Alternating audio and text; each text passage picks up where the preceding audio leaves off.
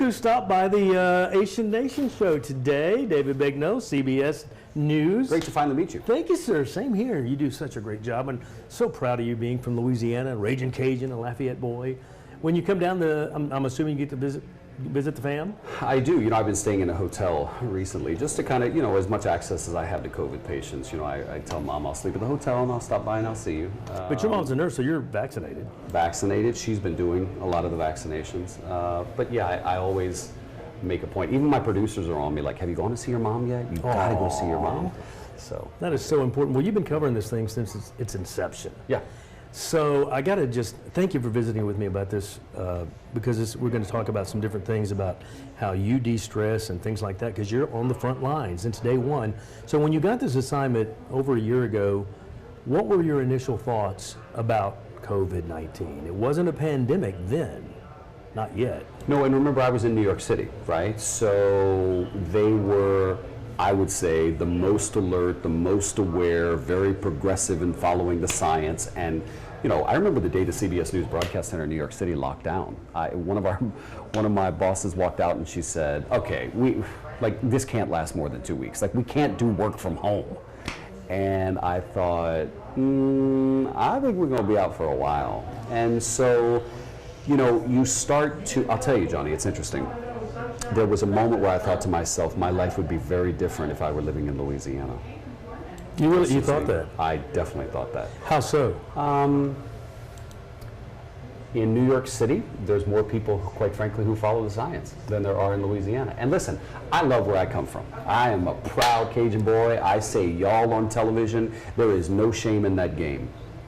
But I have a lot of disappointment with the way some people from here have handled things in the pandemic. And I'm talking about folks I know who I'm related to, and folks I went to high school with, who have proven to be profoundly disappointing, and I think dangerous when it comes to listening to someone who's not a doctor. And I think it's been deadly, and that's my opinion. So yeah, there was a moment of reflection where I thought, thank you, Jesus, for living in New York City in the middle of a pandemic and not Louisiana.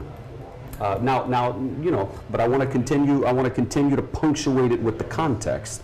This doesn't. That thought doesn't represent everyone in Louisiana, but I'm sure you know some folks who are listening to the doctors, right? Okay, we all do. People in my own family in Southeast Texas. Okay, so we all. It's do. like, you know what?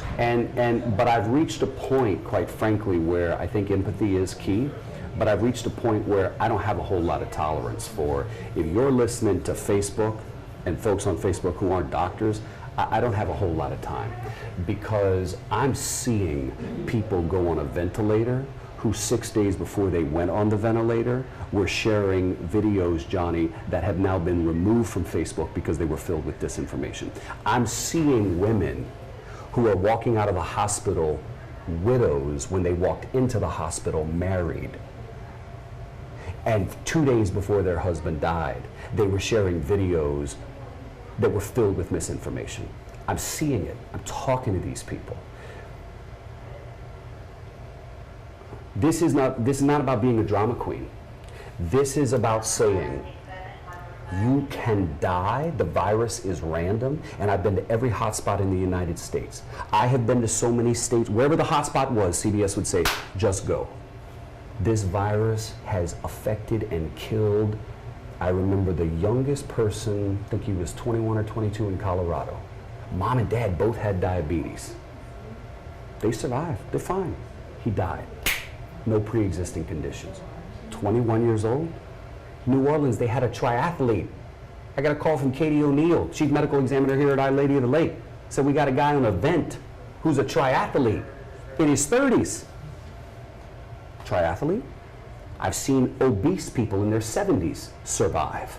So this notion of, yeah, if you're fat, you're gonna die, that's not a guarantee. If you're old, you're gonna die, that's not a guarantee. Children's Hospital, New Orleans. Let me back you up to this story. 23 months old, Our Lady of the Lake says we have twins in the ICU at Children's Hospital here. 23 months old, they said, oh, one of the babies just got discharged. The other one's still here. The mother is happy to talk. I make a call. I'm not going to use her name. We'd like to do an interview. Okay, she said, today's been a really rough day. Can we do it tomorrow? No problem. I call back and she's in tears and she says, her heart stopped and they just airlifted her to New Orleans. It just so happened that the next week I went to Children's Hospital New Orleans and I walked by a room and there was a girl in a bed with these big old pigtails on her head, laying in the bed, and she was beautiful. And there were so many machines in the room. And one of the scariest things about ICU is not that it's the ICU, it's how many nurses are in the room. There were probably a dozen. And I said to one of the PIOs of the hospital, one of the spokespeople, I said, who's that baby? And they said, we'll go find out. They come back and they said who it was, and I said, that's the baby whose mom I was going to talk to. 23 months old. Mom thinks she got it at daycare, by the way. She's on ECMO, which is a heart and lung bypass machine. That's how fast her heart was, like chest was coming. Now, kids have normally a high heart rate, but to watch this little baby laying in that bed, no pre-existing conditions, 23 months old, think they got it at daycare. I say to people, the trolls who might jump in my direct messages and say, you know, use ivermectin or use hydroxychloroquine, which are not proven to be effective, or the virus is the flu, or whatever BS people say. And I say to them, I wish I could walk through an ICU with you. I wish I could take you to an interview where I interview a widow. I wish I could take you and let you see 16-year-old boys in the ER at Children's Hospital New Orleans trying to suck air through a straw. I wish I could take you because you might have a change of heart. And that's where we are, I believe. We are past the point where the numbers and the information, quite frankly, I think is noise. The most effective thing, Johnny, is showing people the human suffering. The most effective thing. Because it'll make you uncomfortable. It's hard to watch a 16-year-old boy from East Jefferson High School who's a football player hack up a lung and really struggle to breathe. It's hard to watch.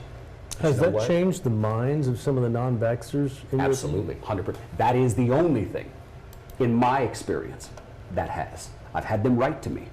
David, based on that story, I signed up to go and get vaccinated. And I say to people, I don't tell anyone what to do. It's not my position. If I wasn't in the news business, I'd have a lot of opinions, because I got a lot of opinions. But I work that much harder to keep my opinions to myself. But what I will do is overwhelm you with the facts from the doctors. And that's why I think in Baton Rouge, you guys have somebody I think is the most effective communicator in the country, in Katie O'Neill. There is nobody, I believe, more effective than her. I don't think the CDC has a more effective communicator.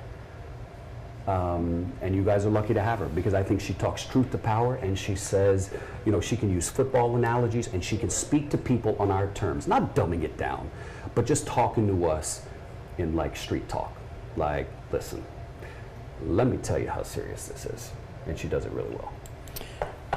Whew, that's tough. So you have been on the front line of this whole thing. You know, you don't think I'm intense, do you? I think you're passionate. I don't think it's intensity. I think you're very passionate. I feel that. I see that coming out in your reports.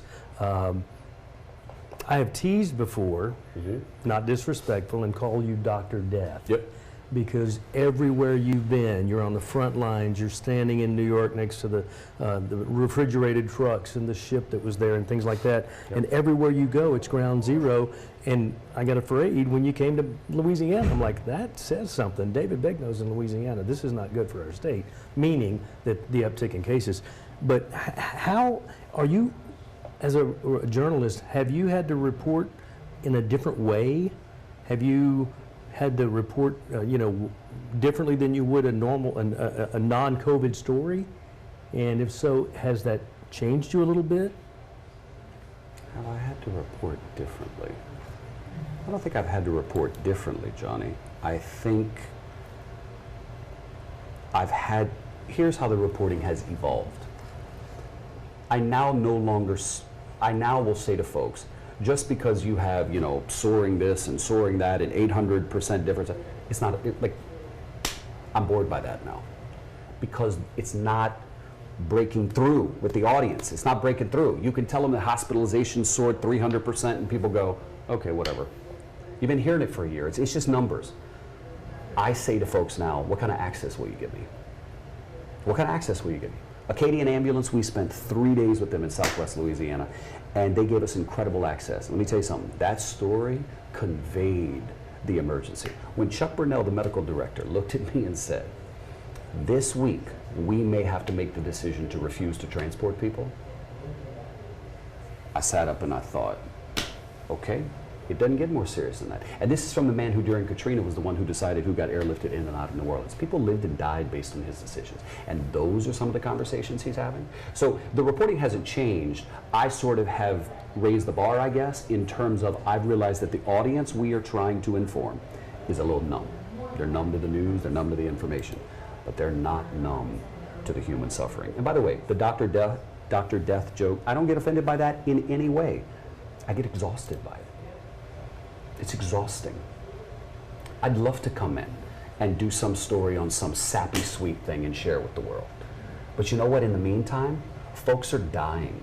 And they're dying because they're getting BS information from people they think are telling them the truth. They're dying because of it. Is this political? Is it political? I mean, is this it's the reason they're not getting vaccinated? Is it? Look, hell yeah, it's political. And it should have never become political. Like, Johnny, we should have never gotten to a point where a politician was getting more airtime or had more authority on this virus than a doctor did. We should have never gotten to this point. And by the way, you know, look, you and I have been around long enough to where we talk about once every 100 years, right? It's 100-year flood, 1,000-year floods. Pandemics only happen 100 years. You know, Yellowstone's only gonna, you know, blow every 5 years.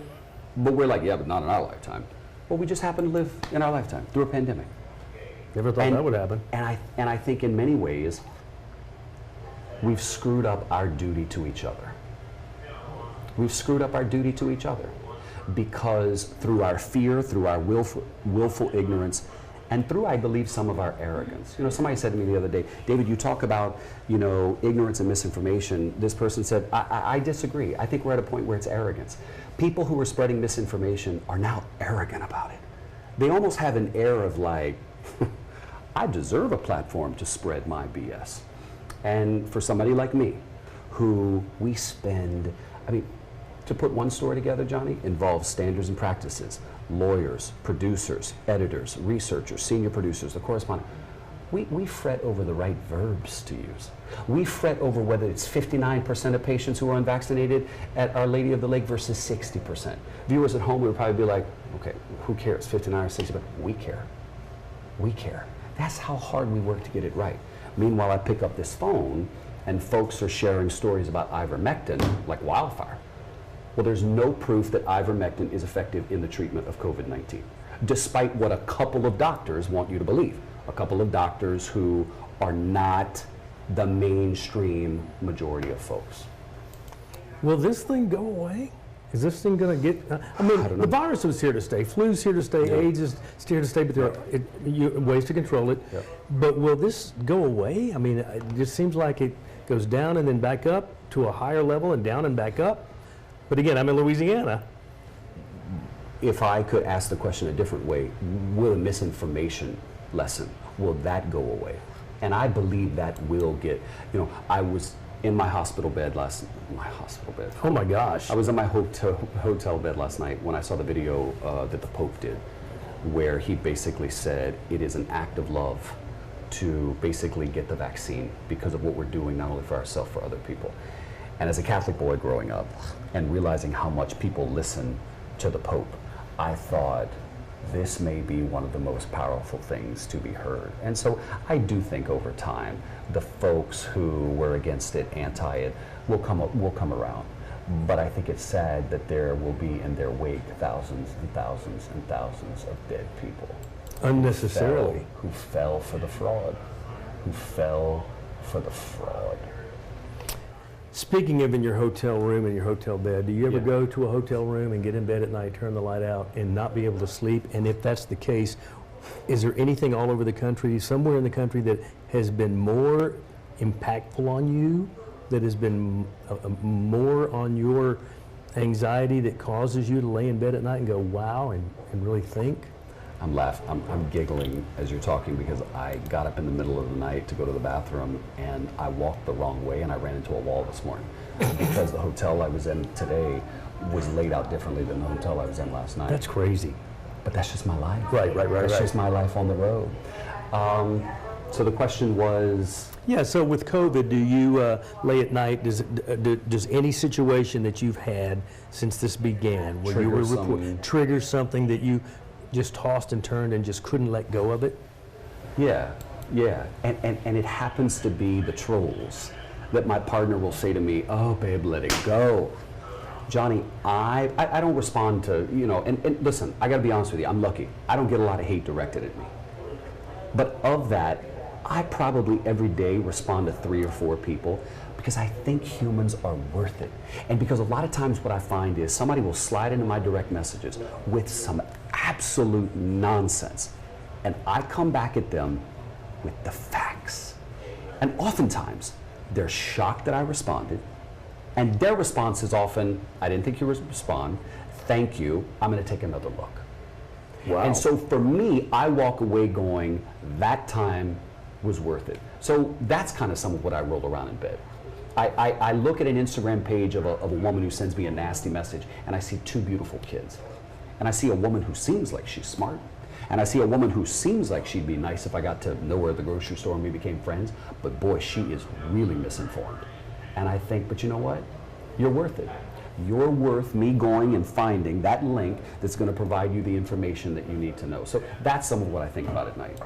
I just can't imagine being on the front line in different city, day after day, week after week, and now in the second year of this mess. How do you de-stress? How do you decompose? How do you let it go? I've got friends in mental health that are social workers and psychologists that I know personally, and they had issues before COVID and unrelated to COVID, but losing some, going home and separating. How do you separate, or can you? I mean, you can't. This has got to have affected you. I have a hard time separating.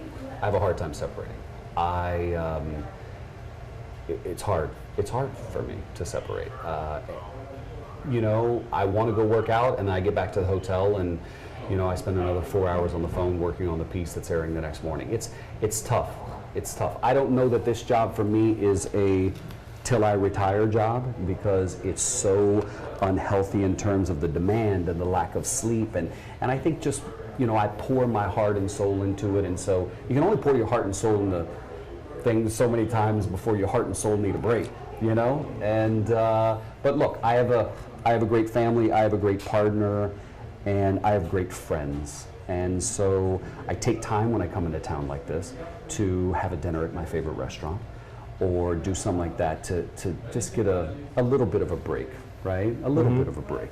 I wonder if there's anything like reporter PTSD from something like what you've been through. I think that's very real. In fact, we have journalism conferences where we talk about that, and I think I definitely could be diagnosed with that, but I think I wall it off. I think I kind of do my best to insulate, and but I will also tell you this: I lean into the things that make me afraid. Like, I'm not afraid to feel sadness.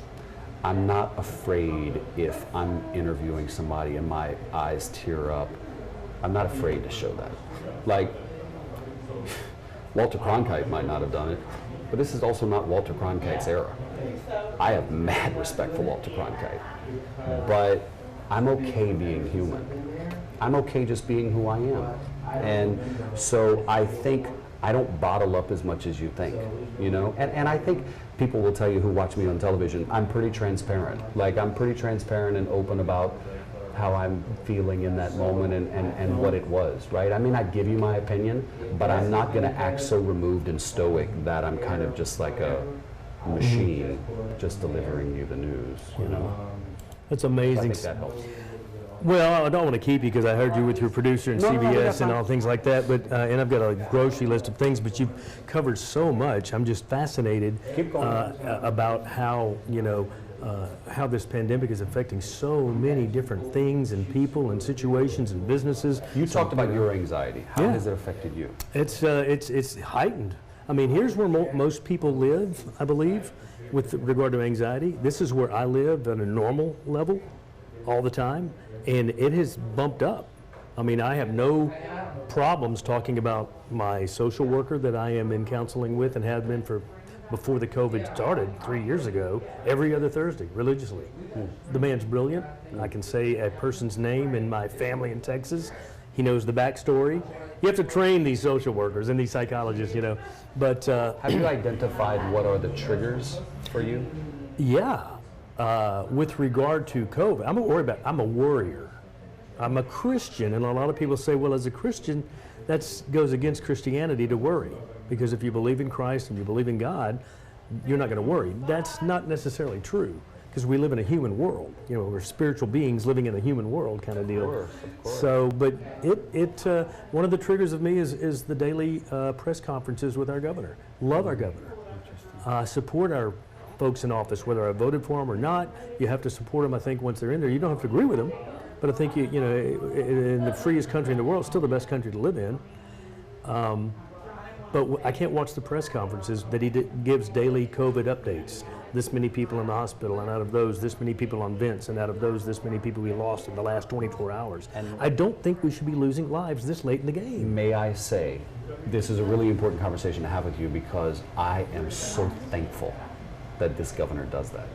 I am so thankful that the stations will break into programming to take it, because this governor, this is not an opinion, it's a fact. This governor has prioritized putting the doctors first, in terms of he will line them up like planes at O'Hare, and he will let you hear from them. And I am okay, I am all too okay with making people as uncomfortable as necessary to understand the reality of what is happening. Because you know what's weird, Johnny? You can go to a hospital in Lafayette and drive around, and it looks so quiet. It looks so quiet. And you're like, what the hell are they talking about? This place looks empty. And then I get on the phone with a nurse who's crying. And then she tells me that she cried on her way to work and she cried on her way home. And then I have people who send me all kinds of stuff internally that they probably shouldn't be sending me, but they want me to have the facts and they want me to have the information, and so I see it. And the problem with HIPAA is we can't just bring a traveling circus into the hospital so you can see everybody on a ventilator. But you have to let the doctors speak. And here's what I don't get. Here's what I don't get. We live in Louisiana, right? People on cholesterol medication and blood pressure medication and whatever else you want. You're all too happy to take those pills. You're all too happy to take whatever the hell the doctor tells you to take, and you run to CVS and you get those pills. But you don't want to hear about a vaccine that underwent gobs of clinical trials with tens of thousands of people who were the guinea pigs, so you didn't have to be. I don't understand that. Or you got folks who will go to the GNC and buy supplements for $200. Those supplements don't undergo a minute of FDA testing. Yeah. So, but they're anti-vax. I don't want that vaccine. It's silly. It's silly to me. Well, you watch the CBS Evening News, and I'm much older than you, so I remember Walter Cronkite. Yes. I went back and watched on YouTube, and you can do this, an entire unedited 30-minute newscast of Walter Cronkite from back in the 70s. And if real estate were, if airtime were real estate, I guess the most expensive real estate would be 5:30 to 6 in the evening news. And the advertiser that dominated the evening news many years ago in the Cronkite era were wines. We will sell no wine before it's time. I don't know if you remember that campaign with Orson Welles. Fast forward to today, the #1 advertiser on the evening news, pharmaceutical companies.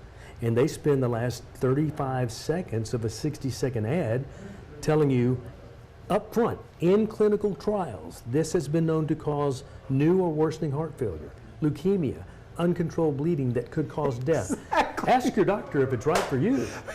But there's like this serene shot of these people walking through a pasture in the most beautiful models they could find, and you take it. It's an excellent point, right? So Seattle, so whatever one of those things, you know, and we know the jingle to it because you hear it all the time. And people will take that. And literally the commercial, because they're obligated by the government to disclose that, the commercial's got 30 seconds of like, you could have A, B, C, D, and E, and but you still take the pill, and it'll be wonderful. Anyway, I'm glad you brought up Cronkite, because I'm thinking about this. Edward R. Murrow, and I think I'm paraphrasing what the quote is, but he said, I cannot accept that there are two equal sides to every argument. And here's what he meant. For example, I'm using an example that David's thinking of. if there's a story about child molestation, we don't go and interview a child molester and say, hey, what's your opinion on child molestation? And put that on television and say, well, I gave you both sides. I gave you the folks who think child molestation is bad, but I also let you hear from the child molester who thinks that it's not quite as bad. We don't do that. Of course not. When I hear from people who go, yeah, but David, you need to put the other people on who want you to take, the horse pill and the this and the try that. No, we don't do that. What we do is we talk to the people about the things that have actually been tried and tested. We talk to the doctors who are treating it. I'm not going to give another side or 30 seconds of television to somebody who heard from another buddy who works on an oil rig that some potion or lotion works. No. I'm going to tell you about the clinical trials. I'm going to tell you about the results of the clinical trials. And I'm going to tell you about the doctors on the front lines, what they're saying.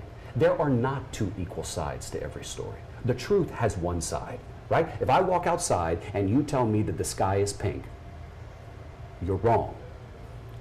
I'm not going to put it on television that it was pink.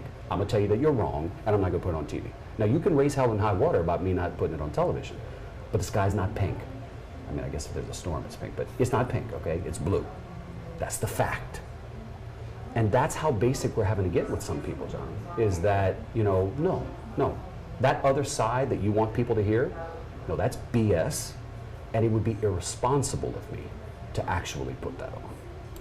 Well, I hear the medical stories and the medical uncertainties because I was nervous before I took the vaccine because it was a little bit of an unknown. But what one of your stories and what CBS and people like you do great work at is educating us on all the things. I didn't know that the SARS vaccine has been worked on for decades. And this is a version of SARS, right? Decades. But I don't get the people that go, I'm losing my freedoms by wearing the mask. No one's going to tell me to get a shot into my arm. I don't get that. Look, I'm the biggest cheerleader for the free enterprise system you'll ever meet in the world. Well, I was shocked. I don't get that. I was shocked and I think the governor really hit a lot of nerves when he said, if we're really a pro-life state, then we could be acting more pro-life. If we're really a pro-life state,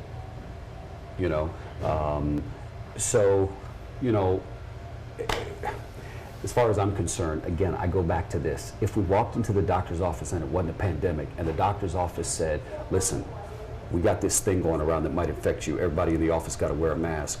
Every person would put on a mask and you wouldn't have a question. But because this has become political, because politicians started telling us what they knew about masks, because politicians started telling us about other things that we could experiment with, we have led this country down a road where a lot of our friends and family members have either died, gotten sick, or just been misled. Have you gotten it? No, I haven't. And Thank I'm really God. glad you asked me. And here's why. I've been in the hottest hotspots of COVID around the United States. You have. And why haven't I gotten it? It's not because I'm better than you. It's not because I have a better, fancier immune system than you. It's because I wear my mask every time. I got vaccinated when they say get vaccinated. I get tested. At one point it was every day, then it became every other day. Now it is regularly. I social distance where I can. I just follow the rules, Johnny. I'm as vulnerable to the disease as anybody else is, right? I just follow the rules. And so if I can go in COVID units and have COVID patients coughing on me, now I'm dressed like a moon suit and an astronaut, but if I can do that, then we can all protect ourselves. The PPE works. Yes. Vaccines save lives. Yes. That's crazy. Well, you are an amazing journalist and an amazing friend to this state, obviously being from here. And just so giving of your time. Every time we've called you when you've been near, yes, what time, where, when, and you're there. And I think that's just your personality, but I also think it's just, for us, it's just good to hear somebody that's been in these wards and has seen, and you have been there where someone coded. I remember one of your reports. And I'm like, oh my God. Somebody messaged the other day and said, why do you keep talking about COVID? There's so many other things happening in the country. And I remember when I was covering Puerto Rico, like almost daily, people would say, why do you only talk about Puerto Rico? And my answer is always the same, because it's too important. It's too important. And I'm like a dog on a bone. You give me a bone, you never getting that bone back. And so when I get on a story that I know affects a vast majority of people, I am going to dig and dig and dig until there's no digging left to be done. And what's the goal? The goal is to save some lives. That's the goal. I think there's a world in which, Johnny, what we do is kind of like sometimes I feel like a first responder. The call runs, I get on a plane, I land, and I get on the air. I kind of feel it, but I'm an information first responder. We all are, it's not just me. We all are like information first responders, and I take the job very seriously. I do, I take it very seriously. You're passionate about your work. Yeah. So what could you look into that camera and tell your friends here in Louisiana, your family members, anybody that might be watching on the internet, what can you tell them about their hesitation about the vaccine that might make them come over the top and go get the shot today, this afternoon? Quite frankly, I'm out of words. I'm out of talking. Because the talking doesn't seem to be enough at this point. So I think what I would say is, if you are willing to either follow me or follow another person who's a journalist. I'm not talking about the commentary shows that give you their opinion on the news. I'm talking about the actual news. If you're willing to watch it, we will show you the human experience. I just want you to see the human experience, the human suffering, and then decide for yourself what is right for you. I have never said to anybody, you should go get vaccinated. That's not my job, but I will overwhelm you with the information from the doctors so you can decide what's right for yourself. We're no longer at a point in this pandemic where it kind of seems like the right idea, or it is decisive. It is decisive in the numbers of how many people are hospitalized but are unvaccinated, and how many, it's decisive, it's overwhelming. I mean, Johnny, they do random trials on blood pressure medication that are significantly smaller, and then the blood pressure medication gets farmed out to millions and millions and millions of people. This has just been so comprehensive, and the data is there, and at this point, if you're still fighting it, your life's on the line. So it's all on you, because the information's there. The information's at the fingertips. CDC.gov, FDA.gov. Go read it. If you don't believe me, call your doctor. And if you don't believe your doctor, Godspeed. God bless you for doing this. Thanks, brother. Nice to meet you. Nice to meet you. Same here. Get some sleep. I love my state. You can tell that. You can tell. I love my state.